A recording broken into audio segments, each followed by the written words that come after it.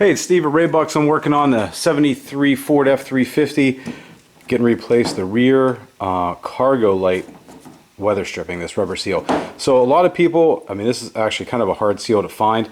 I got it from Carolina Classics.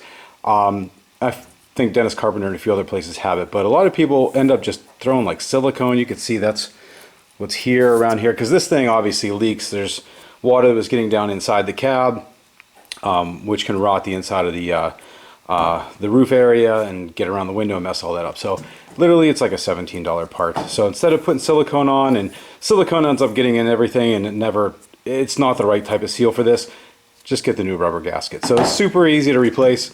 2 screws, they come out. There's a little clip on the back of the light here. So it's like kind of clipped over top. So you just kind of lift it out, slide it out, take this off. We're gonna wiggle this one over top, put it back on. This one's gonna be a little bit longer though, because I gotta get the seal off, I gotta get all this old silicone off and clean around it, and then get the new one on. But that's really it. So just want to show you guys while I was working on it. And I'm gonna get this done. Literally should take hopefully about 5 or 10 minutes, depending on how long it takes to clean all the way around this. And there's the finished product. So that's what it looks like with the new seal all the way around.